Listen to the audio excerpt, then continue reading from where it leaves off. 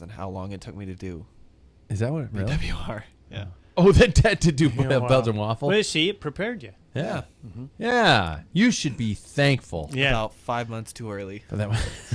Who's the king of Sufferlandria? Yeah.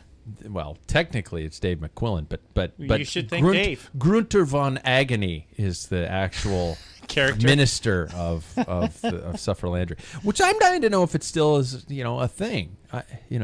Is Sufferlandria still a thing? I got on their website today, on a Facebook page today, to ask, is Sufferlandria, Knighthood of Sufferlandria still a thing? And they're like, yeah, it's still going. So through Whoop. Whoop. And no, Wahoo. Wahoo! Yeah. God, see, there's so many goddamn things you got to keep track of. It's not even funny anymore. Hey, before we begin, you guys, let's do the proper props, shall we? First of all, Ambassador Cycling people, you know you need it. You've been pulling a pidcock lately. More on that later. I've been pulling my pidcock. Ignoring those small aches and pains that are rising up in your knees, your back, your butt, your hips, your neck, your wrists, and hell, maybe even your taint. Well, they don't have to be there, you guys, and if unchecked, and they could even get worse. That's why you need a proper bike fit. Get to ambassadorcycling.com immediately and talk to Bike Fit Sam. This guy knows his shit. You'll be happier. You'll ride happier, longer, and maybe even faster. Tell them we sent you guys. Next off, Wahoo Fitness, people. Sure, you probably have a Wahoo bike computer. What? You don't? Well, trust us, they are the bomb. All the features, all the battery lives, and it pairs with just about everything outside of your Facebook account, which we should probably think about ditching anyway. Be sure and get your hands on all the indoor gear needed for the long winter, and don't forget the new System, S-Y-S-T-M, System. Formerly the Sufferfest, as I was just saying momentarily ago, indoor training programs. Use the link at packfiller.com, would you please? Lastly, Gooder sunglasses, people. Speaking of indoor riding, if you're like me, and you should want to be, you hate super dry eyes that come with indoor riding and the massive amounts of fans you need to stay cool. Well, Gooder's got you covered, you guys. Blue light blocking, clear lenses on their gamer glasses. Don't think like Pokemon gamer kind of bullshit like that. They're Swift. Swift, yeah, Yeah, or it's a Swift, game. yeah, Yeah. exactly. Swift is a game, yeah, exactly. But check them out. Just the right fit for this indoor season. Plus, they actually look pretty damn cool. Think of the Blues Brothers meets Sally Jesse Raphael. That's a reference that only two of us get. Yeah, exactly. Get to gooder.com today, you guys. So that was such a lame reference. Let's do this, shall we? Let's get onto the right app and hit the theme. Oh. Talk to me, beer. My tongue is a little tight. Well, the fun-sized week is upon us, you guys. It's time for bite-sized everything and perhaps the beginning of the end of pumpkin fucking flavored everything. It's time for another foray into the pack. It is time for the Packfiller. And I started talking way early into the theme today, so it's just going to keep going, I guess. That's live podcasting. John Galloway was giving me shit the other day about it. He was saying, dude, I can't believe you do that show live. And I'm like, why? Fuck it. Because it sounds like crap. That's right. It's probably what he was meaning. Yeah. So let's meet. What? Nothing. Let's meet the panel, you guys. We've been responding. You guys have been responding well to the get to the know questions. So let's pop another one, shall we? Sure. In your opinion, gentlemen, when I introduce you, what is the scariest movie you have ever seen and why? And it can be Stars and Water Carriers because, the pave was brutal or something like that. I'm looking at you, Paul. So, scariest movie you have ever seen and why? First and foremost, there he is, straight across from me, Mr. Paul Main. How are you, man? Doing all right. What's your scariest movie and why? Without a doubt, it scared the crap out of me to this day. I was really young when I saw it. Chitty Chitty Bang Bang. That child catcher, man, freaks me out. He still haunts. Yes. Children, ice cream, candy, all free today. That it still haunts my dreams, yeah. I remember watching it. It was the old drive-in movies. Yeah. It was the old drive-in movies. And he came on the screen, and my mom took me out of the car, in the drive-in. Really? And let's go get a Coke or something. Yeah. And they had that piped in, the sound. And So I'm you like, can I get can't away. escape him. That was probably the pinnacle of the whole experience. So I've never watched that show again. And I was 6. No, I'm going to have to look him up. Oh. Children. Okay, I don't remember Chitty Chitty Bang Bang. I think I saw Well, it. don't. It'll scare the shit out of you. Okay, I guess I won't. Second on the panel, I'm sure it's going to be something a little bit more recent. Mr. Jackson Bulger, how are you, man? I'm good. However, mine will not be as recent, but it will be more recent. Yeah. I will say The Shining. That is one of those movies that Good choice. yeah, it's an obviously not recent movie, but for an older quote unquote horror movie, it sticks really well. It's not like, I like that it wasn't monsters. That's I think what I appreciated about it. It was like people going crazy and wanting to kill one another. Yeah. And it was like genuinely freaky. The monsters within. Exactly. Yeah. And that was like really freaky when he's chasing his son through the maze at the end. Yeah. there. Yeah, that was freaky. I mean, do you think, first of all, Stanley Kubrick, you gotta, that's all him. And then second of all, fucking Jack Nicholson. Yeah. And Shelley Duvall. And I mean, oh my God.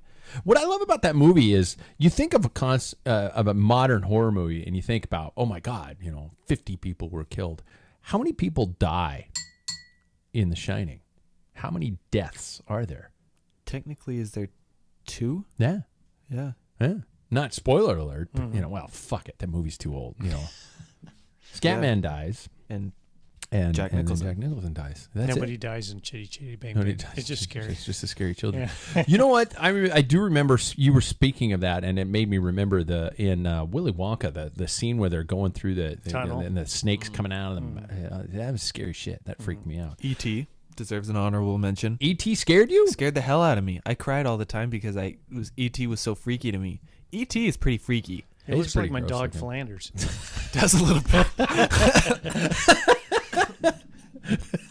I've got a picture of one on my phone. phone home. Yeah. Oh my God. My movie and it bothered me at the time, and I've seen it since, and it doesn't have the luster it used to. But I remember Event Horizon was a movie with who's the guy who plays Morpheus in the Matrix movies? I can't remember his name. Why am I drawing? Larry Fishburne is in it, and it's a sci-fi movie, outer space, but it has to deal with hell and a ship that actually is supposed to time travel, but it goes to another dimension, to hell. And it freaked me the fuck out. I don't know why. It's because it's that classic in space, nobody can hear you scream like Alien was. And it messed me up. The devil and hell, and that bothers me. I don't know why. Even though, I can't technically say anything about religion because I work in a religious school. But, Anyway, gentlemen, should we get to it? Is this going to be a quick discussion when I ask how the writing's been? I have not really slept I didn't really sleep last week. So Still? It was just last week. This is last week. Now I'm fine. So when I got to the weekend, I decided, no, Yeah. I need to actually get some sleep and try and relax for once. And for the first time in 2 or 3 weeks, my Whoop hasn't told me to go to bed by 6:30. 6:30? Yeah. Wow. 6:30, 6:47. Told me to go to bed at 8:45 on Saturday. So caught up a little. You gotta love this little thing on your wrist is like the angel on your shoulder. Go to sleep. Exactly. Jackson. Yeah. But yeah, it's been pretty little.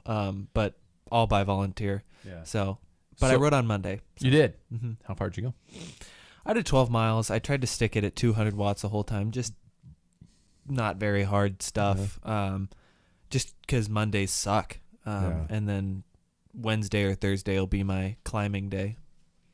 So you're getting out again. Okay. Yeah. I'm trying to do what I can now. Virtual or IRL?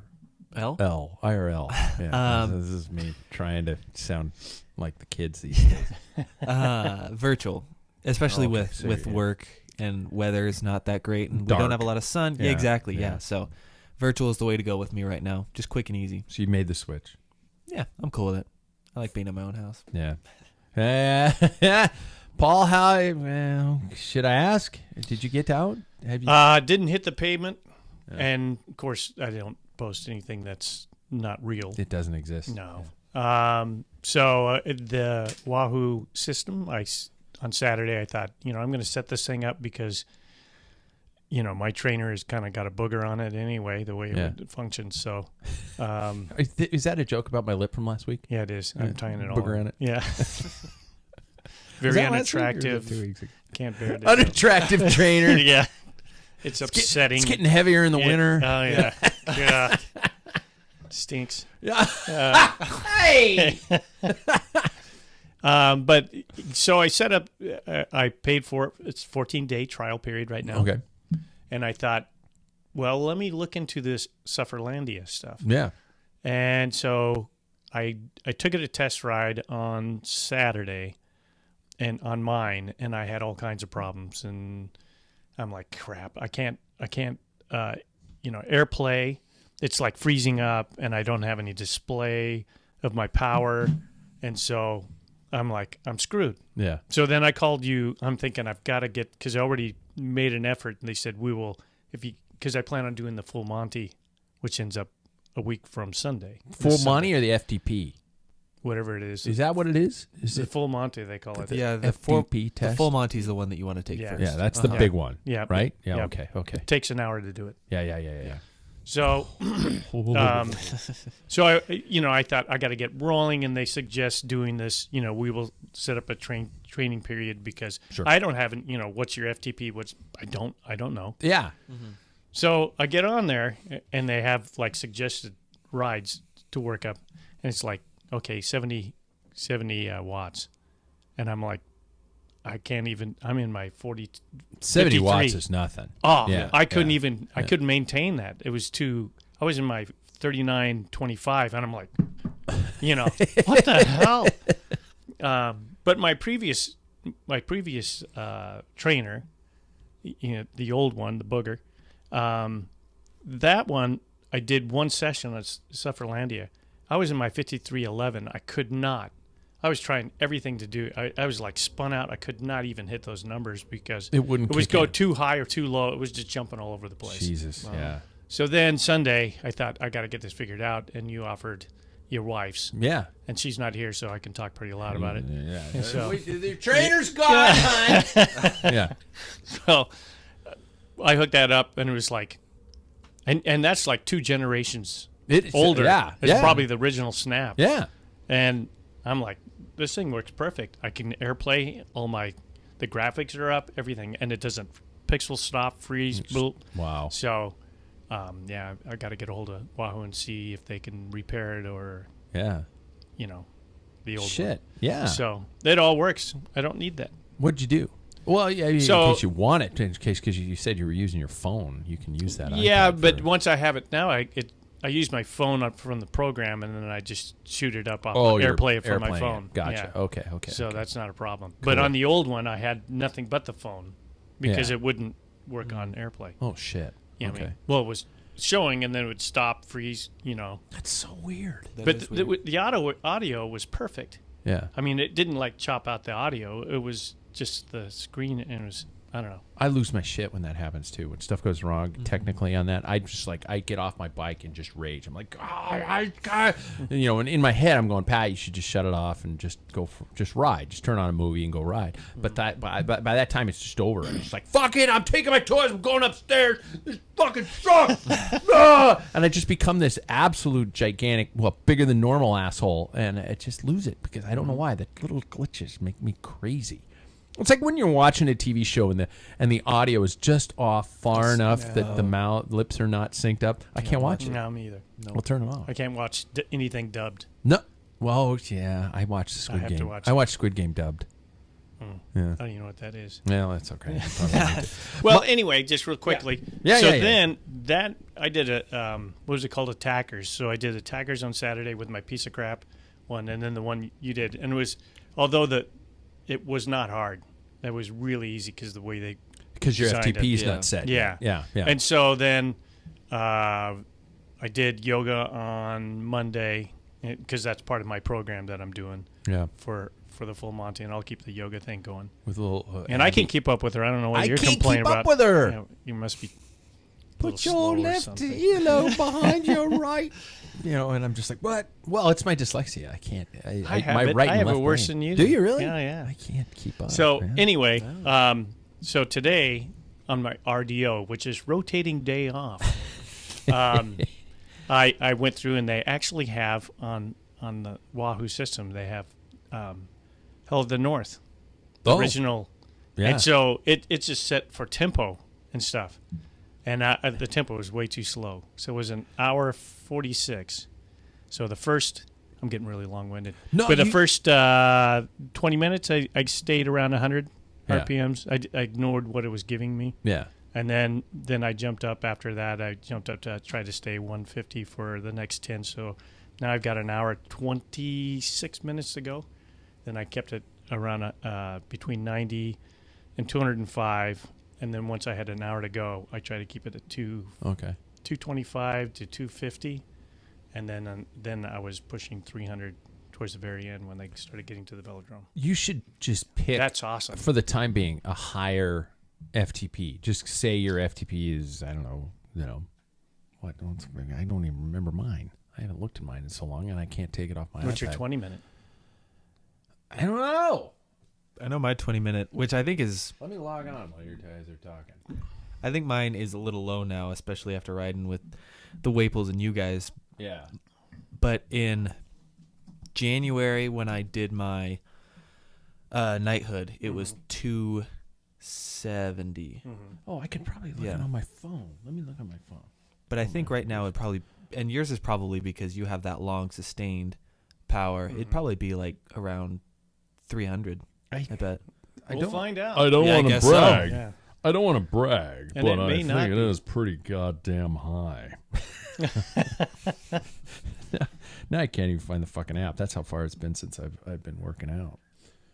Oh, But- yeah. Oh, go ahead. I was just going to say, I enjoyed the systems so much better than chasing cartoons. Yeah. And that's just my opinion, but I can see where some people would like Zwift better. They like chasing people and that type of thing. But and the racing elements. We're gonna obviously hit that. talk about Yeah. all that. All right, as we get I'll just going button here. up right now. It won't show me. God damn it. Well, think you it's gotta around do it the on 300 Sunday mark. with me, I then. think it's around the 300. Well, that's another thing I'm going to get to. So my wide week was I got on once. I got on the bike fucking once. My whoop scores have been through the roof. My actual whoop told me that I've had the highest average in 3 weeks, and that's honestly, and it bums me out because of work. And like Sunday this week, I went in and I was working at. I'm a theater director, judge away, and and I was working on sets, and I'm doing all kinds of lifting and stuff like that, and it was actually my highest whoop score. That was considering the fact that I raced Zwift on Friday night, and my whoop score on Sunday was higher than my Friday night whoop score. So what does that say? That says that I started a race and I only got half a way into it, and I dropped out because I went out at the numbers that I thought I could handle. But because of taking 3-4 weeks off, I got my ass handed to me, and I was kind of bummed. So I guess this is where it all starts, right? I'm in trouble. I'm in so much trouble. No, I got to think positive. I got to be upbeat. Everything's going to be fine, right? Of course. Oh, yeah. You guys were quiet. Now I'm really worried. You got to You give grabbed us you grabbed the paper like you were going to talk. So I Yeah. thought, Yeah. So Froze the up. paper gets you guys Yeah, to yeah, shut yeah. up. So I Oh, just yeah. hold up. well, the way you Not Jack, but it does for us. the Yeah. news. Jack puts his nuts on the bar. Yeah. And if you Did heard I- that last episode, you know what I'm talking about. All right, I'll get to the news, shall we? Let's get to the news. Why isn't it playing the news intro? Because I didn't have I forgot. I got to let this one go.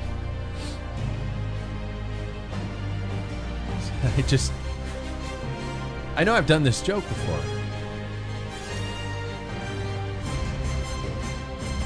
Panda Watch. I just want to do that every time. But all right, here we go with news these days, you guys. Oh my God. News these days and kids these days. In case you didn't know, Belgium's post-Worlds ranker continues, this is a courtesy of our friends at VeloNews, continues to churn in the fallout of the elite men's misfire last month at the World Championships. Remco Evenepoel didn't hold back in the wake of Belgium's disappointment last month in their World Championships performance, and later said in a high-profile TV interview that the Belgium national team screwed up its tactics, even suggesting that he could have won the rainbow jersey. Following a sharp rebuttal from Wout van Aert, it is now Jesper Stuyven's turn to shoot back. Stuyven, who finished fourth just off the podium, told Het Nieuwsblad that some things should be left behind closed doors. He said, quote, Remco should slow down sometimes. Irony, end quote. Not continuing quote. He still has to learn when to say things and when to not say things. He's also a super strong rider, which he certainly is, and should recognize that some things should remain internal. So that is a little blurb into Remco Evenepoel and where he's going and where his head is right now and where it was after the Worlds. I don't know about you guys. From watching the Worlds, it almost seemed like he was out there on the front doing things almost as if to gain attention, but that's just my interpretation. But gentlemen, from your experience with this year's Worlds and the power of hindsight, would it have been better, do you think, to protect Remco Evenepoel with the limited amount of riders they had and the strategy they had and the hopes that they had with Wout van Aert? I think going all in for Wout was a tough choice, because I think if they do that kind of like dual leadership that a lot of like pro teams have been doing, sure. I think that could have been really good, because they kind of, for me, is what it looked like, sacrificed Evenepoel, which I think having him later on, which they did. I mean, he was able to kind of put a really hard pace on the breakaway, but ultimately that kind of killed his chances altogether. And I think if they kept a dual leadership, he looked like he had the better form on the day than Wout did anyways. So I don't know. It's tough. I can't make the call. Well, we can just pretend to make the call. Yeah. We can judge all we want. We're 5,000 miles away. Exactly. Yeah. Fuck them. Yeah. So I think first, Evenepoel is a little snotty. Jeez. My next question was going to be: is he getting a little big for his britches? Well, I think he's been pumped from the media and everybody else, and he hasn't been doing this very long. He has a lot to learn strategy wise when he's down. Like if you take the European Championships, where I'm thinking you've got Cambrelli on your wheel, and he's not trying to. He just pulled him all the way to the end. He's going to wax you. Yeah. So I don't know. I don't know how it's being coached. I did hear that Jesper Stuyven said, he's one that started bashing him on the second one when he went on national television, and he said that his idea, what they were planning on doing, he's supposed to cover the brakes, but he covered a brake like 170 kilometers into it, and it's like they have other guys to do that.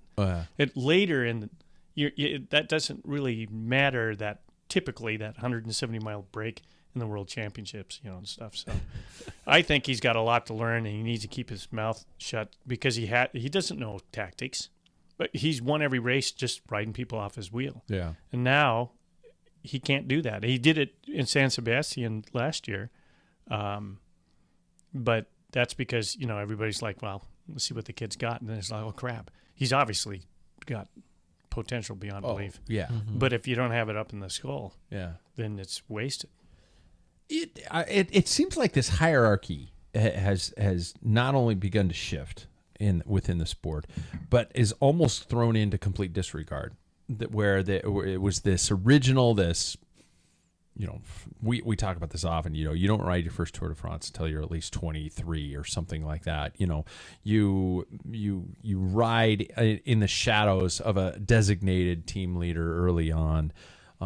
You work for those specific objectives and you earn your place at the front of the peloton, which probably and we've also talked about the fact that there's this younger generation of riders who are more or less just saying fuck this. We're going, we have the energy, we're going to attack. It makes for really exciting bike racing. But are we running into that? Is this just a sign of this change that this headstrong mentality is going balls ahead, and the sport is changing, the dynamic of the sport, even the definition, maybe perchance, of professionalism might be changing. Mm-hmm. Well, I think that there are a lot of writers that you look at and you go, wow, they're really like flamboyant and they're very like boisterous with the way they ride, but then when they take an interview, they aren't annoying. Yeah. You know, I like Sagan and Alaphilippe are two riders that immediately come to my head that like they're very respectful riders off the bike, but on the bike they're riders that you pay attention to and they're exciting, they're attacking, but then like I said, off they are respectful. And I don't know, it to me it kind of creates a rider that isn't necessarily looked up to, but more looked at like kind of like a Contador. Like everybody loved him, and then he kind of had a little bit of an attitude. It felt like. So I don't know what kind of side eye glance. What kind of future this is creating for the guy. Well, in his earlier days, you know, he was very humble, and I thought he was well drilled on, you know, PR stuff. Yeah. But this last year, I think he came unwound. And what is the catalyst of that? Is it because he thought he was going to make it to the top and his Giro turned out to be crap? I mean, you know, and same with, you know, in the gravel. Now he's doing a gravel race. Did you know that? Yeah. BWR? Yeah. Kansas, yeah. Probably. So he needs get to scared. practice. Yeah. Yeah, from was it Strada Bianca that he had such a hard time? It was in the Giro. Giro. They Yeah. had. Why do they put gravel Yeah. in a stage race? Yeah. Yeah, exactly. Okay. And you know, I guess, do you say this kid's a spoiled rotten brat? Or do you go that far, or do you say something like, well, when you're surrounded by people who are constantly telling you how wonderful you are, sometimes it goes straight to your head, and you know, maybe the professionalism will kick in, and he'll come to those realizations, and those, you know, I haven't read a lot of statements from him, so I don't know him as a person, and I don't want to pigeonhole him as a bad douchebag, you know, because I love watching him race, you know, and you know, so I don't know. I think there's a difference in sport between confidence and cocky. Yeah, and this it's a fine line. Yes. Yeah. And this seems like a cocky move. Yeah. Mm-hmm. Yeah. Not to say that he is one or the other, but just this instance kind of seems that way. Okay. Story number 2, a restart for Ian at Legion from Cycling News. Ian Garrison was a surprise signing at 2022 by Legion of Los Angeles as it moves forward in its second year as a Continental program. Georgia-based Garrison spent the last 2 seasons at the World Tour level with Deceuninck Quick-Step. Quote, this is, I'll give you from Reed McCalvin, Director of Finance and Culture at Legion of Los Angeles, says, I've known him since he was a junior. He's very calm, composed, and mature beyond his years. Some have frantic energy in a race. He's the same. At 40 miles an hour or sitting in a chair, he can do anything, apparently. I know Ian and have been told by Patrick Lefevre, your services are no longer needed from Patrick. Apparently, Patrick's not doing really well with his public's, his social skills are not so hot. He was treated as a commodity, treated as a water bottle, and just tossed aside. I told him the door is always open at Legion, and followed up after the Joe Martin stage race. I pitched him, and he jumped in. So, I don't know if the stories, if I want to focus more on the story about Ian Garrison himself, or if I want to talk to you about this switch, and I want to talk to maybe about the concept of what Legion is putting together. Sorry, Jackson, you might not get this reference, but I'll explain it at the tail end. Is Legion potentially pulling what 7-Eleven did in the 80s? To its team structure concept. 7-Eleven reinvented the concept of the team. And there were so many different things that they brought to the Pro Peloton, and it was a different feel. It was a different concept. It wasn't this solo leader, and they kind of reinvented what was going on. And it almost seems like, and I'd like your thoughts on, is Legion reinventing the wheel, and is this just the beginning for that squad? Does the potential seem to be going in an upward direction? Yeah, I think that what's really interesting, in my eyes at least, about like high European players, like top European players, riders, whatever, coming to an American league, whatever you'd like Sure. to call it, Yeah. is almost like a retirement in a way. Yeah, it's like Like the MLS. I was just about to say, I was gonna say that too. they call the MLS the retirement league, and it is for a reason. But I see this as a completely opposite thing entirely. It's not like he's moving to gravel and going to be a privateer. But this is like an exciting team to where it feels like they can go anywhere and do anything. They've got so many riders just popping up in different areas. Yeah. They've got cross riders, gravel riders, crit riders, like the Mexican national champion. Yeah. It's like they have them in every like weird place, and it does feel like they are kind of reinventing this, like for lack of a better word, hip cycling team, which I think is really cool because it makes you look at cycling in a completely different way. I remember Justin Williams one time was like, I remember seeing everybody in the like NBA show up to a game and they looked so cool. And why do cyclists show up in sweats and running shoes and a Sure. sweatshirt? You know, why can't we make it cool? And I think they are making cycling, specifically road cycling, they're making it a lot cooler in that they're boisterous, they're loud, they are who they are unapologetically, and it's kind of cool. A lot of people get attracted to that, and I think with them drawing these high profile pros, I know that I forget what her name is, but a women's rider also left. I think SD Works and is coming to Legion, and then also there's rumors of another high profile male rider coming as well. And it's super interesting. I love it. Yeah, I think I'm curious of what direction he's going to take it. I mean, I think we all thought they were just going to focus on criterions and stuff. So, but you know, they're grabbing some people that can actually do some road racing. Maybe they want to branch off a little bit, especially with the crumbling of USA Crits. Shit. They got yeah. we got to fill in the gap, do other things. So yeah, it'll be interesting. I think they're pretty tight-lipped about their intentions. I know Justin Williams said that he's always been wanting to kind of shake up the world. I mean, shake up cycling because he actually raced in Europe, and just to break that old-fashioned European crust. I think he's trying to reinvent the wheel, and may be successful at least in the U.S. And if we get European riders over here and younger ones too, maybe that will start, be the catalyst for more kids, youth coming up. Sure. The Utes coming up. The Utes are the wild. Yeah. Now with COVID kind of, I don't want to say tailing away, I don't want to say it's commonplace, but about the potential return of stage racing to the United States, and how this, especially and also with the issues dealing with USA Crits.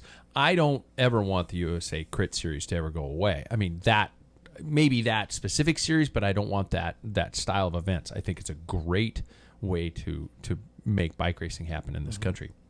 But are there any thoughts about potentially a return to stage racing in this country, and could something like a squad like Legion bring something to that? They do have an amazing social media presence.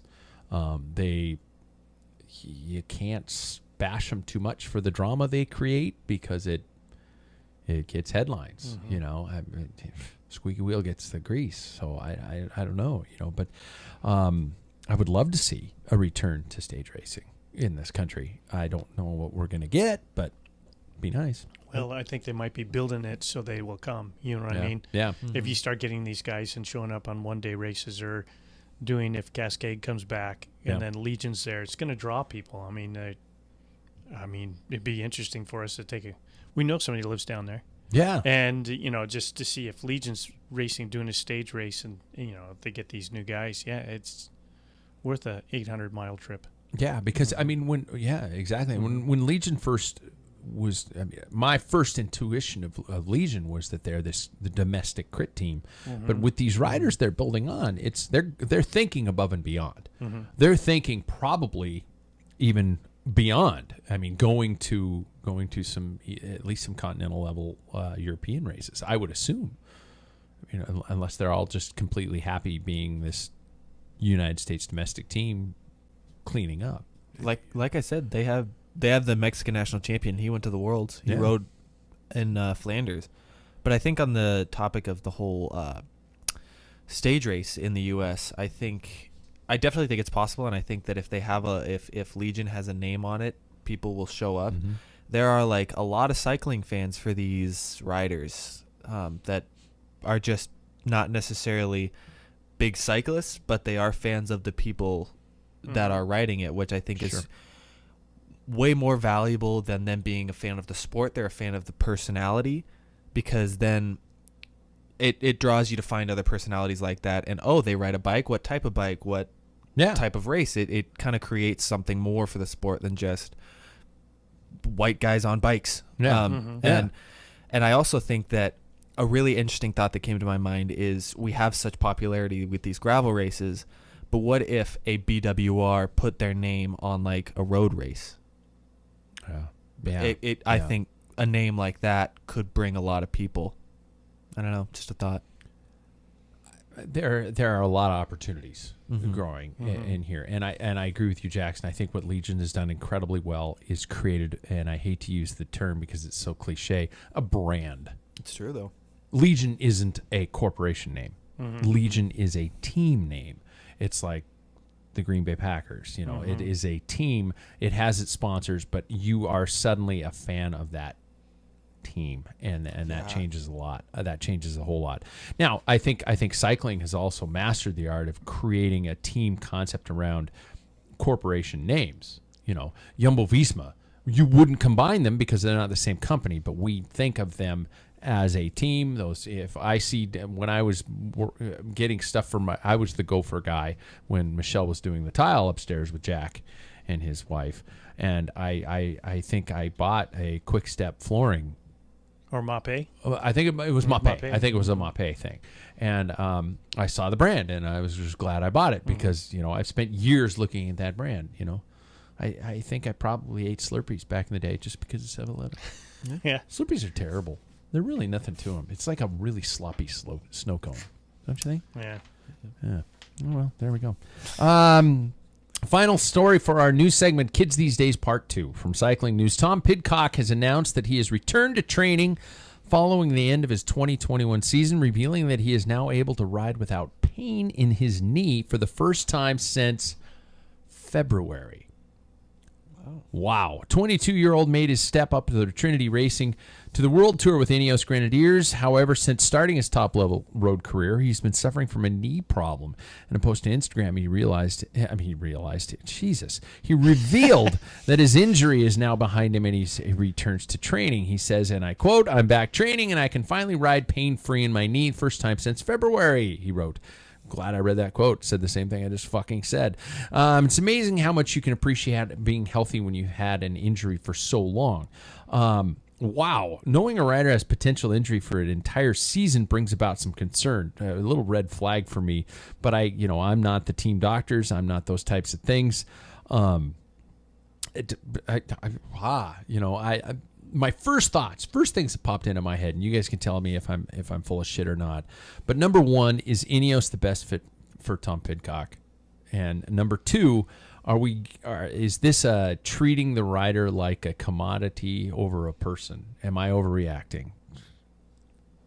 I don't think a rider should have an injury, especially at the level that Tom Pidcock is for as long as he did. Yeah. Also, I don't know. I think that the draw, for Pidcock was that it's a British team. Sure. So I'm British, why don't go to a British team? But I also think that he is more of a, to coin a quick step type of rider, one day classic type of rider. You're not really ever going to see him win a Grand Tour. Yeah. But I see him more as a classics kind of guy. So I wonder if that switch could be made. But I'm surprised at how much money Ineos has that they didn't do more research into it. Get him a bike fit, for Christ's sake. I would think they did. I mean, I'm going to give them the benefit of the doubt and probably say, okay, it's an injury. Yes, it's an injury. You're going to have to sustain it. You're going to have to work like Egan Bernal. You're going to have to keep an eye on this, yada, yada, yada. Yeah. But I was like, wow. Yeah, I don't know. The current surprise. The current mountain bike gold medalist should not be riding with a year-long injury in my eyes. Yeah. I mean, what is that? Is that going to exacerbate it over the years, and are we going to lose Tom Pidcock early because of this, base of these injuries? I don't know. And I think my take on it is it's slightly Bullocksby. I don't believe it. That Ineos is going to protect their investment. Yeah. They have probably the best doctors, the best physicians. Maybe a nagging ache, but Sure. if they didn't see anything progressing, especially it seemed not to slow him down because he slaughtered everybody in the Olympics mountain bike, and God, all this season he was massively impressive. So, if you have slight knee pain, that's always, going to always slow you down. So, it may be an ache, I don't know. But it's hard for me to believe that Ineos would just say, here's this. Anybody would spend money for this guy, and they're going to try and protect him as much as possible. They've got some money invested. They are not going to. I'm sure he's had MRIs, everything checked 100 times over. They have the money to do that. So I don't know. I don't know what to take from that. It's just, to me, it sounds like a little It was an odd baby story. kind of. Yeah. Like, Well, I'm going to be faster next year. My knee's going to be better. Kids these days. Yeah. That's what I said earlier. That was Jackson, how do you what the feel hell? representing the youth generation, you little fucking whiner? I will say, I think Tom Pidcock is, however, we mentioned him as an asset to this team, an investment more, or rather, I watched. Just the thought kind of came to my mind, but he is a very interesting rider and personality because he's like the Lachlan Morton of Ineos. Because if you watch their YouTube series, they have very similar roles, and you can almost see him like another, as we mentioned previously, a personality that brings people to be a fan of the team rather than the riders. I don't know. It's really interesting. Kind of off track, but to go back to it, this is becoming so much more than just entering a bike race and winning a bike race. There's so much more involvement now, especially with the accessibility element. Cycling's always been a sport where the riders are more accessible, and now you've got social media, you've got the YouTube videos that people are posting, and I mean, I honestly think, correct me if I'm wrong, Lachlan Morton was probably the best return on investment for Education First Nipo this past year. yeah, he's in terms of the breadth and the width, the breadth, the size of their audience. It was had to have been huge, just in terms of what he brought in. And it's really interesting because he's raced in the past couple of years. He's raced the Giro and some one-day races or some week-long races, and other than that, he's not done any other World Tour races. I don't know. God, I don't know his schedule. I know he's been to several, but yeah. But that's super interesting that you have one of your probably most popular, valuable riders, full contract riders, who's barely even raced a pro continental or a pro tour world tour race. Yeah, and he's done. Like, remember, Wout beat him at, what was it, Ghent Velligem? Is that in the sprint? It was Amstel Gold. One of the two. And he's Sounds won some more early like an springs. Early spring races he was involved. And maybe that's why he hasn't been doing grand tours, is maybe because of his knee, that constant effort. I think he did the Vuelta, wasn't it? Or maybe it was the Giro. Oh, I was talking about Lachlan. Lachlan? Lachlan. You're talking about Gotcha. Pidcock. I was thinking of Okay. Pidcock. Okay. Sorry. We're all over. Wow. Let's segue. Topic, everybody, brought to you by our friends at Athletic Brewing. The best non-alcohol alternative out there. Don't let the big brand offerings fool you, you guys. These guys have IPAs, hazies, nut browns, stouts, you name it. Even some radlers, a grapefruit and a lemon radler for those of you guys who are into that style of summertime. All kinds of offerings there. Give it a try, you guys. You're going to be surprised. Use the link at packfiller.com because I asked you nicely. Topic is indoor training. Just those words lend likely to cringes from the use of outsiders and lifelong cyclists. but it's also a necessary evil. I think we could all agree. Let's go through the history of riding our bikes indoors. For example, I'll give you mine to start off with. I started off with I think it was made by Specialized. It might not have been made by Specialized, but it was back in the days when the Brits always call them turbo trainers, and that's what they were. They were turbo trainers. You hooked your front fork on, the bottom bracket just sat on it, and I think you tightened it down by the chainstays. Yeah, on the bottom bracket, and the chainstays had a little T-bolt that sucked it down, kind of a thing like that. And it was wind based, and so you rode this thing, and it was like blowing a leaf blower in your house, volume wise. It was just whoop whoop whoop whoop whoop, super loud. That I started off with that for a very long time. Eventually moved up to rollers. I had a stationary bike. Our family had a stationary bike made by Tunturi, and I had that up until several years ago.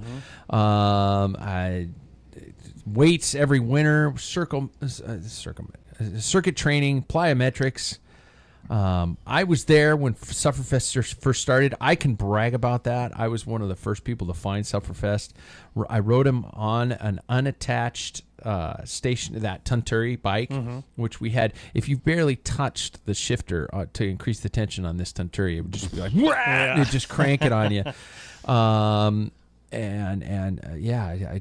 moved all the way up through all that, and I remember, God, spending hours on that goddamn turbo trainer and stuff like that, and just growing through it. And now we live in this wonderful time. But I'm a knight of Sufferlandria. Just wanted to throw that out there, because I don't know if that's going to be a term anybody uses anymore. Only the old guys call you sir something or other. Paul, what's your history with indoor riding? I know this is going to be like pulling fingernails for you. Yeah, I never did enjoy it, and I had the Specialized. It was white. You probably had it in like a... Mine was red. Oh, mine was white with a red. It said Specialized on it. Oh, but okay. Same thing. And I did use it a lot. I mean, on the roller part, it was actually divoted. Oh, it started to go down. Yeah. So it was terrible for apartment life. I mean, your neighbors hated you. Jackson, deal with us. Yeah. And the first team that I joined back in 86, 87, and we would do weights, and we started in, I think, November, and there was a bodybuilder place downtown called Brady's Gym. Nice. Do you remember that? No. It was a hardcore weightlifters, and here comes these skinny ass. Probably wouldn't have let me in. Oh man, these skinny ass cyclists coming in, pasty white, slow mo, and they're like, "What the hell?" Yeah. These guys are flexing in the mirror. I mean, that's what they did. Yeah. Was they specialize in bodybuilders, but they gave us a good deal. So, and we did circuit training on there, and we did a bunch of other things and developed our core. Go ahead and use the leg machines. We don't touch them. Yeah. Little pencils, legs. So, and then we did the bike shop that sponsored us was Two Wheel Transit, and then I think it was 2 nights a week, Tuesdays and Thursdays. We'd get together, push the showroom floor off to the side, and sweat in there. But you bring your trainer, and it was good to suffer along with everybody else, So, and then that kind of went out of fashion because it was like no one could talk. It was like a bunch of angry bees inside that deal. Exactly. Oh, so loud, yeah. And then especially intervals when they said 1 minute on. Yeah. Oh, so, God, it was so loud. It's terrible. So, and I got, I felt like I needed something I got onto rollers, and then rollers had with a magnetic drag on it instead of just spinning. So I've always used rollers, and I did. In fact, Bike Fix Sam, his first couple of years at Tailwind. Thank you. At Tailwind, he was doing like wind trainer sessions, and I brought my rollers. And he's shit! Going, what the heck are you? Yeah. And so with these intervals, I mean, I have my setting, and I'm like in my 5311 going, bah, bah, bah, bah, bah. My butt's bouncing and stuff. And a couple of times, you start getting that speed, everything gets exaggerated. You hit the floor. His eyes are sitting while he's doing his little spin thing going, oh, he's going to go down. Come on, Alex! Yeah. So, Hit the floor, squeak, boom, flying across the room. Watch out, ladies! Right to the yoga class. Yeah. Sorry about that. Okay. Nice down dog. As it went Yeah. by. Yeah. So, and then, I just ended up just staying in any indoor stuff. I neglected like core work because I just don't really enjoy it. And I hate it. then I stumbled into yoga about 2009, 10, and 11, and 12. I was doing that every winter and practicing that once a week. And then, at home a little bit. That was like a huge, huge thing for me. Really? Yeah. I'm a firm believer in that. No back pains. And even when I'd ride forever and ever, no neck pain, no back pain. I always felt good.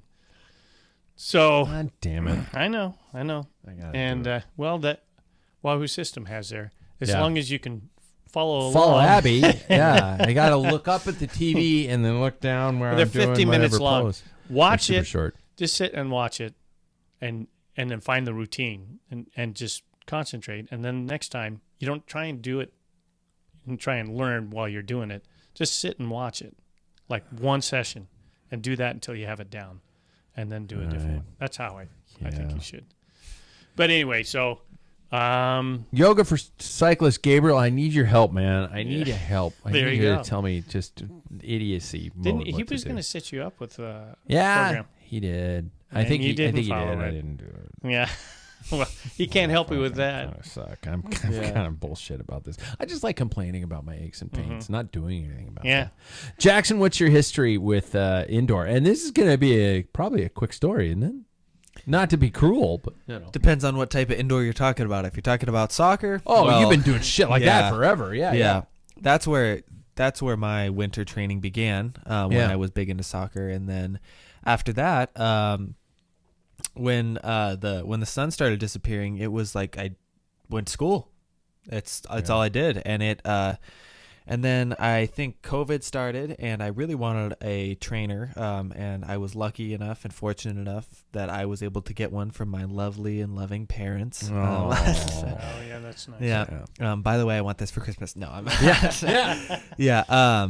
But after that, I signed up for Zwift, and I really enjoy that. That's something that my competitive nature really like feeds on.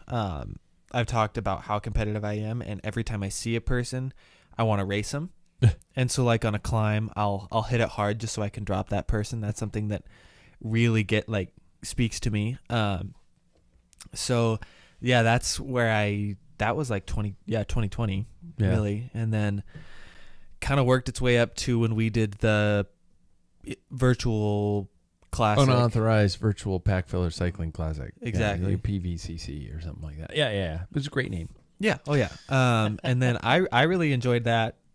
I felt really confident about that. And then the knighthood came. I am also a knight of Sufferlandria. Yep. Yeah. That's actually what this is. That's why it was written into the theme.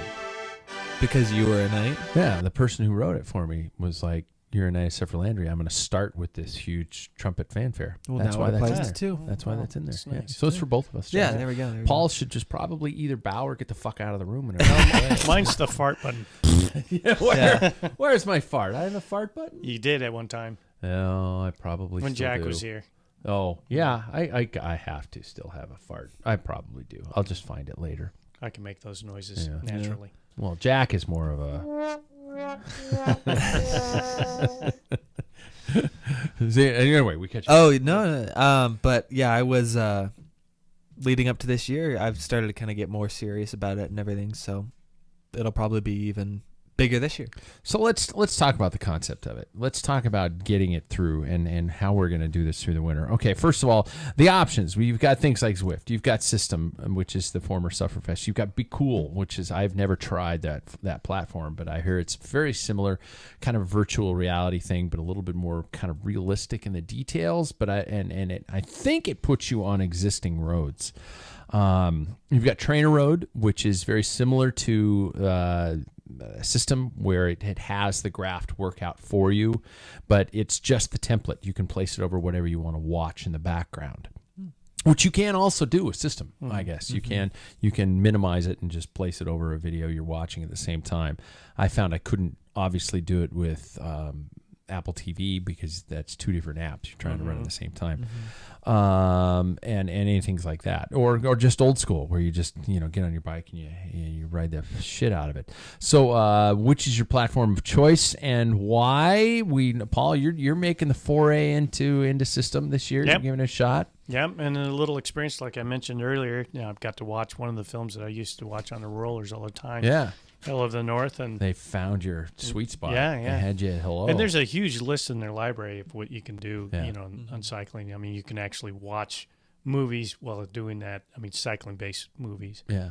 Over 200 and some odd workouts. It's yeah, a lot. it's pretty impressive. Yeah. So, to me, I think it really pertains to those who want to do road racing. I mean, I wouldn't tell anybody, oh, you're not road racing, don't use this. I mean, but I think you'd have to be an enthusiast the way it's kind of set up. Yeah. Zwift, you can just hop on and on a cruiser. And do your thing. There are, obviously triathlon-based programs, gravel-based programs. One's created by Ian Boswell. And so you can tailor your programs. Yeah. But the videos themselves are very road focused. Jackson, what's your platform of choice for this winter? Probably Zwift. You gonna stick to Zwift? Yeah, like I said, I like the competitive aspect of it. Just because, I see somebody and I want to attack them immediately. And then I found that with system, I have a very competitive brain. And so when I ride, I want to be competitive. That's like one of the things that really drives me. And so I never really got like that competitive edge when I was on, when I did the Sufferfest stuff. And that's nothing against the platform. That's just how my brain works entirely. And so I think it would probably be more beneficial for me to do that type of stuff through Zwift because let's say on Wednesdays, Wednesdays are my climbing days of what I've decided. And so if I'm on a climb and I see somebody in front of me, I'm going to want to stick with them or drop them. That's going to be how I work. And that's how I work with you guys as well. Yeah. I want to stick with or drop everybody. Yeah. That's just how I am. So I'll probably stick with Zwift. Okay. Now, there are training programs within the Zwift platform. Yes, I have done a couple of them before, and it's very similar. It'll do the same thing, regardless of where you are on the course. If you reach an interval, it will take you to a specific level of watts. It'll take you to whatever you have to maintain. So if you're on the flats going downhill, you still have to hit that 250, 300 watt level for that long of an interval, and it basically shuts off the real world. But you're still out there riding the roads. I've done some of those, and I mean, I think it's pretty effective. There's an FTP test on Zwift that you ride. So I mean, they have that sort of stuff. I'm gonna probably bounce back and forth. I'm gonna. I like to have structured training. Scheduling is something we're gonna talk about here in a minute, but I like to know that I got to go and I got to do this workout for this, and then I'm going to use Zwift for my kind of casual rides or just going out and recovery spins and racing formats. I'm going to use Zwift for that. So there's an ever-increasing population of riders out there that are using these platforms year-round. Some because of the specificity. Yeah, words are tough tonight. Their ability to really fine tune what they're trying to work on. If I want to work on, my FTP, I can dial it in. I don't have to deal with traffic. I don't have to ride to my course. I don't have to do any of that kind of stuff. Matty Heyman used his indoor training Zwift, I think. After he broke his collarbone. Yeah, for his win to Paris-Roubaix. And then there are some people who are just honestly not into riding against traffic anymore and are switching to this format. Before I get your thoughts, I do want to say that I have found myself throughout my life going, the weather's nice. I can't ride inside. That's stupid. Why would I ride inside when the weather's nice? But in the same breath, I would never have a hesitancy to go to a gym to get a specific leg workout or an upper body workout if I was doing a weights regimen. Why is that? And well, first of all, would you ever consider doing it during the nicer weather? And number two, Can you see why do we have that mental block that it's nice weather, we don't ride indoors? Anybody? Yeah. I don't think I would. I mean, I would do it year round, but I wouldn't do it as my sole riding year round. That's what's difficult, because there is such a difference between riding inside and outside. There's no comparison. You know, there's the cooling effects that you get outside that you are not going to get inside. You can't perform. I've heard that you can't perform to your highest unless you have the specific amount of cooling that is needed inside. Yeah. And so if you don't have that type of cooling, you're not going to be able to reach the numbers that you can really reach. And I'd like to know what that cooling is, because I work out down here, and it's cold in here in the winter if I don't run the heaters, and I still can't hit those numbers in that heart rates. And so I think I mean if I don't have time in the summer, then of course I'll do it. But I think that it's a great assistant, but I don't think it should be your only form. That's what I think. Yeah. Yeah. Roy Kent, would you do it in the summer? Fuck no. Exactly. Yeah. Well, that's some of the reason why I dropped Swift is because I found myself kind of like procrastinating a little bit to go outside. Yeah. I've always got that in my back pocket. And then as soon as I'm hopping on the bike and I look, and it's like, I should be outside. Yeah. You know, you look at the weather. It was always like a crutch for me not to go outside. So I took that away. And I didn't, you know, the first time I had it, the novelty was the first year. I thought, this is great. I mean, I like everything about it. And then I found myself getting into like this monotony groove that I did not enjoy at all. You know, I don't like indoor training and whatever. I was happier to be on the rollers watching, you know, for the 100th time, the 2016 Paris-Roubaix or whatever, you know, on YouTube. Yeah. And just riding and doing intervals when they hit the cobbles, try and stay, and that's where I put my effort in.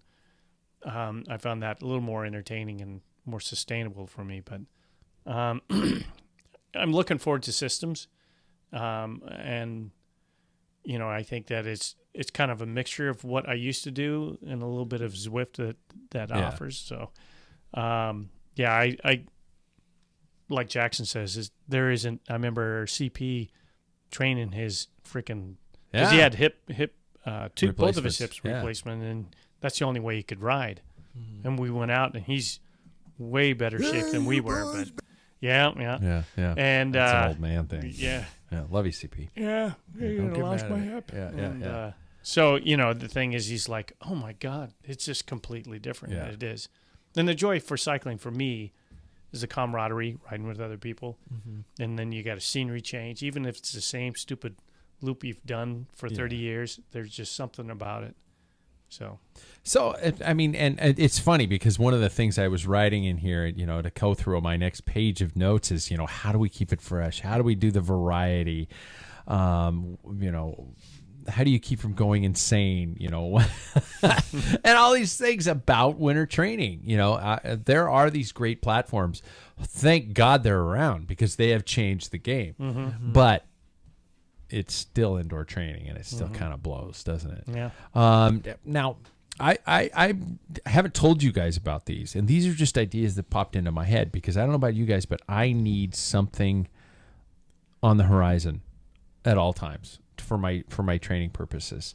And I think making goals and objectives to strive for is always effective. And you Paul, right out of the gates, you're taking this 4DP test, which is, for those of you who don't know this test, it's a warm up. It's 2 all-out sprints. It is, correct me if I'm wrong, Jackson, a 5-minute interval as fast as you can go. It is a 20-minute interval, and then after that, it is a 1 minute. 1 minute. 5 minutes in between each. Yeah. There are recoveries in between each one. I don't want to ruin it for you, but it's hard. It's really hard. It's kind of the cornerstone of that platform, and so everybody in essence needs to do it. So I guess what I'm saying is do we start making some challenges for each other and all agree to do these things to ourselves? and I'll jump on board. And it's like, if you were to say, Paul, I'm doing the 4DP test in the next week, Jackson and I go, oh shit, okay, I guess we'll do it in the next 2 weeks or something like that. And we all put ourselves on the line, and we offer it up to everybody listening to this podcast, if you are a member of these platforms, to do it and tell us how you did, or send us a video clip, or say, you guys are idiots that suck balls, or something like that. Are we willing to put our names on the line and maybe even record the process, record the moment? So first one, 4DP test challenge. Throwing that out. We all say we compete it by a specific date. I need to do it. I have to. I have to know where Mine my will be platform is. Sunday. Yours is Sunday. All right. I'm looking at you, Jackson. I don't know if I have an account anymore. Oh, you don't? Really? Well, Let's check. Is it a yearly subscription? I don't know. Well, we'll see on that. But either way, I'll take an FTP test otherwise. Okay. Next one we came up with earlier was the creating our own indoor beer challenge. The beer mile. But in this case, I did some research, and I was wondering what you guys thought of a 4 beer mile, which is 4 miles, 1 beer every mile. It's because the beer mile running is you're on a track and you do 4 laps of the track, and at every lap of the track you have to stop and you have to pound a beer. In this case, we do 4-mile time trial, but every mile you have to stop and you have to pound a beer, and whoever gets done with 4 miles wins. So there's only 3 beers. Well, I would think you on. do 1 at the beginning, 1 at mile 0, 1 at mile 1, 1 at mile 2. Oh, I see. So we're only going 3. 4 miles. Yeah. Yeah. It's That's a like 4-mile ride. what, 10, 15 minutes? Yeah. If that. Yeah. Yeah. Well, the average beer mile time is around 6 minutes. And that's with 4 beers. That's the average? That's the average running beer mile time is 6 minutes. And these guys are slamming back beers in like 15 seconds. I'm not saying we have to do that. I'm saying we take that inspiration and create our own idiocy, but on a stationary bike. Because if I don't know about you guys, I don't know what 4 beers. Yeah, we'll is need a gonna do to bucket. me. We might need We might need a puke bucket. I've got such a weak stomach. I can barely handle anything. Yeah. Well, we talked about doing it in or around New Year's. New Year's, yeah. Let me look at my schedule. Yeah. All right, that one's thrown out I'm there. willing to do that, but as long as it's not that Steel's Reserve. Oh, fuck no. I'd say we get to pick our own. Yeah. So I'm just throwing that one out there. The UPVCC we did in the past, and I want to know if, I know Paul was like, fuck no. But I do have some questions about that. The, what did I call it? The unauthorized Packfiller Virtual Cycling Classic. If we were to redo it, rethink it, should we rely on Zwift? Could we use a different style of stages? For example, a flying 1 mile, a 1 hour TT, the longest you can ride in 1 day as a stage. It's like, Oh, forget that. well, yeah, but what I'm saying is you don't have to go that Yeah. far. You could say I'm getting off at 30 miles, or you could get Justin Short to go, I did 120 miles. It's like, wow. And we find a scale to award points to people who go farther or something like that. I'm just thinking maybe we reinvent this. We think throughout the winter months and reinvent the wheel and give people and ourselves something to train for. No. I like the beer mile thing. Okay, Yeah. the beer mile is a go. I've done 120 miles on a trainer before, and it sucked. Well, that's the next one. I've always considered, should I reattempt a knighthood again? Paul, I know you won't do it. No. That's I like don't 12 have hours it. plus Yeah, riding. But do we create a lesser challenge of a knighthood? Instead of knighthood, for example, the Squire of the Packfiller, where you do 6 videos in 1 day and you've achieved Squire status. Just Is here. there certain videos no one could, because you can pick and choose. Yeah, you pick and choose. They got to be probably around the 1 hour minimum. Yeah, because some of them are 36 Yeah. minutes. And You do 6 Like videos back to back. We just create our own badge of honor for people who achieve that. Throwing that out there.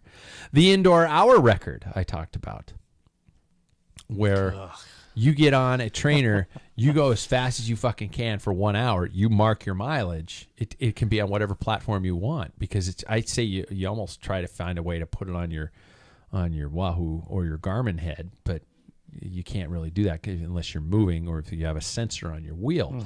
But you can mark mileage. You can mark mileage on a trainer. And you can do that without any resistance on a Wahoo. So let's say you're on a Wahoo kicker. You can do it on your Wahoo computer, and you can have no resistance, and it will record that. Yeah. It'll do. So you can ultimately see how fast you go with no resistance. So what I'm saying for that one is maybe you have an indoor hour record. You must have a witness or a video proof to say you did what you're saying you did. You know, and by the way, what are you fucking cheating for? You know, are you really that shallow of a human being? But we could set that up where people send that to us, and on our Facebook page, we can have the list of a competitive, or the web page, our website, we have a list of the top hour records in Packfiller history. You guys are looking at me like I'm an idiot. No? These are just ideas that are popping into my head. All right? Those, I like them. All right. Okay. I gotta go quickly though. When you train indoors, I have some very serious questions. What do you wear when you train indoors? I have half shorts that I use.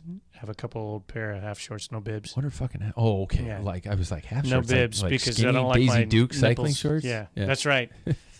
Little boy shorts on. So you just no bibs. Okay. No bibs, and then usually a t-shirt that strips off once I hit that boiling point. Okay. That's about it. Then I'm topless. Gotcha. Ooh. Yeah. Ow. Jackson. Cycling shoes, and that's it. No. Wow. Yeah. It's usually shoes, socks, and my cycling shorts. I don't really care about the bibs. Really? Do you wear a jersey? Nope. I actually wear a jersey. Many times I wear a jersey. What does it contain? The swishing and God swaying? damn it. That's why we have bar bags. Yeah. No, I don't know why I wear a jersey. It's just sometimes I put my phone in my back pocket or something like that. It's not a bad place for it. Yeah.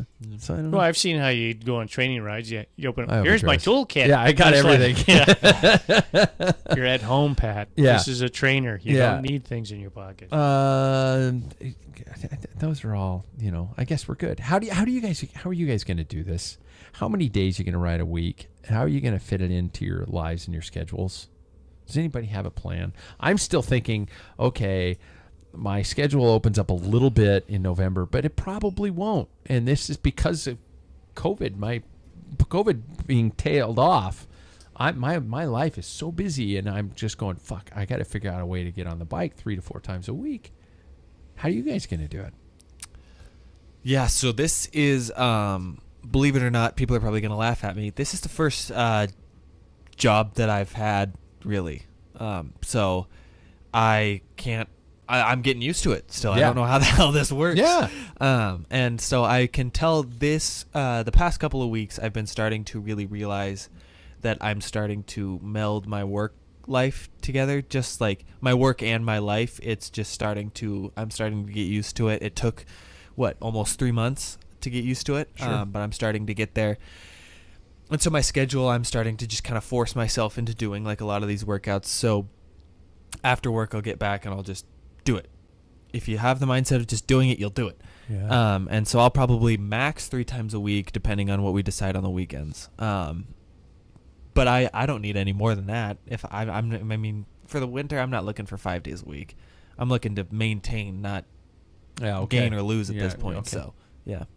What are you going to do, man? I will definitely try and get as many days as possible. I think with indoors now it's going to be dark. Well, it's dark now at 5 almost. You know, so it'll be indoor training, and that's fine. That works for me and my schedule.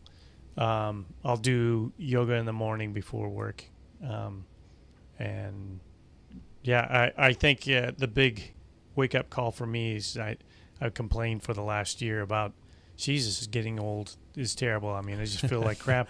And I mentioned like last week, 2 weeks ago, that I looked and it says, for the year total, average rides per week, 1. No shit. And I'm like, no wonder. So you talked about having goals. My goal is at least 3 riding 3 days. I mean, on the road. I'm not going to really count. That's just to try and maintain, or maybe even sharpen up some, some of my like recovery, doing interval stuff. So, yeah, I mean, when the daylight shows starts happening, you know, I'll have my 2 days a month that I can ride on a Tuesday, that I could just go out and stack some miles in. Then I have the weekend, so at least I have 2 more days that I'll do, and then plus whenever they start that TNT. So if I can get 4 days a week, that's probably the best, and then spin whatever I can like indoor. So I gotta get going here again. It's making me crazy. I'm starting to feel that guilt, and if I don't jump on it, and like you say, you get home, you're exhausted. You just gotta you just gotta almost walk straight into the room you're gonna train and just hop on, and that's just the continuation. I'll come home and it's 5:30. My wife's like, "Hey, you sit down and have a beer with me so we can talk about the day and la la la la." And then I do that, and that's it. Game over. Day's over. I'm not doing shit. Maybe I'm making dinner, and that's it. So that's the rest of my day. Oh, I got to switch to me. Yeah, sorry. Thank you for that. Paul's like, I'm tired of being the center of attention. So there we go. You guys, let us know how you keep it fresh on your indoor training, because and don't give me that shit like, like there was one guy who honestly told me he starts at the beginning of Monday Night Football and he rides until the game is over. Cool. Yeah, that sucks. That's fucking that lunacy. blows. Yeah, but that's if you can do that, kudos to him. Yeah, man, I think it's crazy. That's insane. It Not is. Kudos to him. Yeah, exactly. or the classic ride, and then during the commercials you do intervals, kind of a thing like that. I used to do that with the old Star Trek. I did it one year with Breaking Bad. I remember watching all the Breaking Bads, and every time somebody did meth, I sprinted. Oh, you'd be sprinting the whole time. Flying that year. Yeah, exactly. All right, you guys, let's end the show with having some fun. Okay, we're gonna play a little Halloween game, gentlemen. You ready for this one? We're gonna pick the Halloween costume. I need some sort of a funny. Let's try this one. Let's see what this one is. In essence, Let's we're pick all the in Halloween Halloween costumes, aren't we? Well, if you're Superman, yeah, because the real Superman is Superman, but his costume is Clark Kent. That's so ridiculous. That's bizarro. Oh, but pick the Halloween costume, you guys. So a kid shows up at your door dressed as something from the cycling world. So I want you guys to be able to identify how good you are at figuring out their character based on their looks, their behaviors, or anything they're above. Okay, so what we will do here is I will read you the description, and you will just simply chime in, obviously, with your name before answering the correct response. Okay, so first one, I'm going to go a little soft on you, go nice and easy here. So first one, person shows up your door, right pant leg tucked in, shoulder bag, and a marijuana cigarette. Jackson? A Portlandian? Hipster fixie. I'll give that one to Jackson. I will give that point to Jackson. I almost said Taylor Finney. Close. That's same thing. Same thing anymore. Next one, a roadie kit screams at you for having the wrong candy and then burns your entire house to the ground. Jackson. The elitist. Well, I would like a little bit more specifics. Oh, well. In terms of individual person. An actual person. Screams at you for having the wrong candy and burns your house to the entire ground. Yes, actual person. That would be Lance Armstrong. That is Paul Lance Armstrong there. Yeah, exactly. It's wrong. You fucker. Yeah. I'll burn you down. Yeah, exactly. Even though we said his name on the show. Number 3, falls down on your front lawn, your front step, your doorway, and 3 more times on the way out. Paul. Geraint Thomas. Thomas. Thanks. You guys are playing along with my game. Number 4, gets the candy, turns, and forgets that the steps on your porch are there.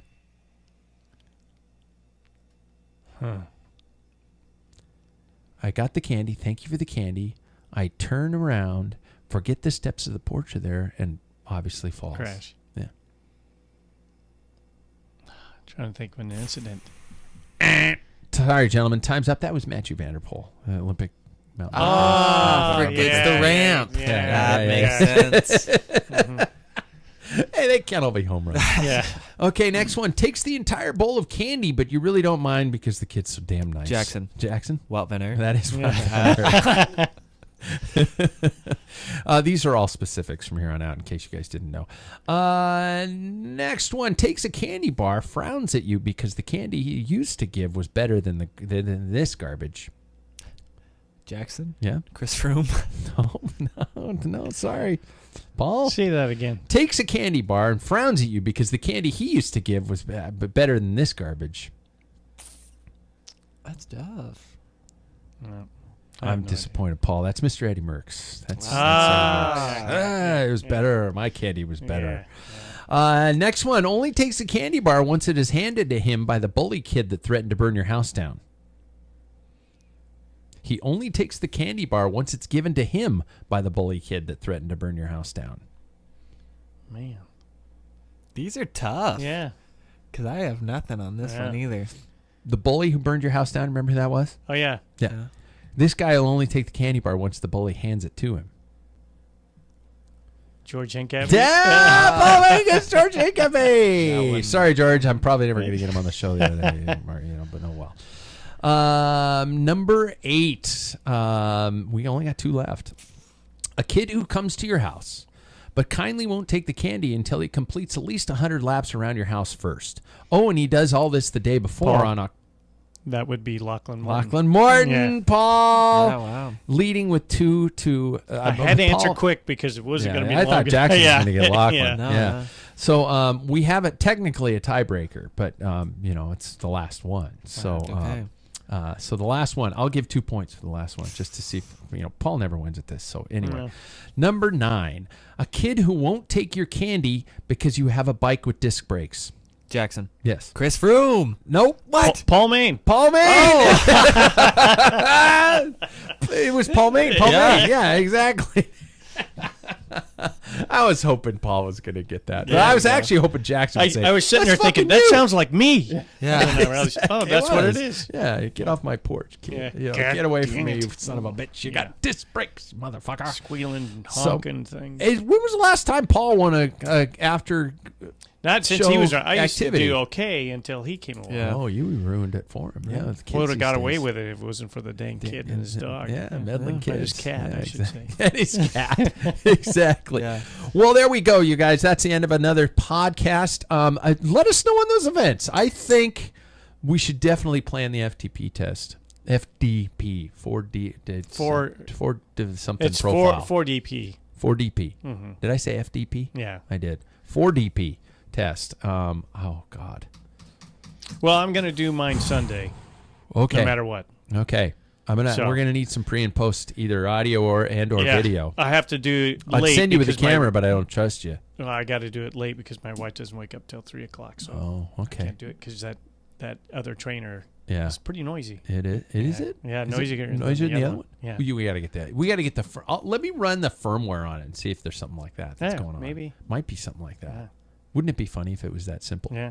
Yeah. So That's simple. yeah. Oh, it's not too bad. Yeah, it's pretty easy to fix. That is the firmware is. Yeah. Stuff like that. But okay, everybody, let us know on those events if you want to jump in and join with us. I seriously want to start creating a Packfiller challenge that goes on throughout the year, that we either challenge each other or we all go out there and do it ourselves and go from there. I think it'd be something to keep everybody going throughout the years and hopefully make us all ride bikes together and or get faster. So there we go. Like and follow the show. Subscribe to the podcast. Tell your friends. Join our Facebook group and tell us what you think. Yes, the super secret Packfiller Facebook group is, I'm opening the doors to that group if you want. If you guys all want to jump in and play along with us now that the subscription plan is over for the year, so we can go from there. So big things on the horizon for the Packfiller, and we need your input along the way. Thanks, you guys. Thank you, Mr. Sir Jackson. Of course, Sir Pat. And thank you, Just Plain Paul. Yeah. Nope. Just plain. Bow down. Bow down. All right.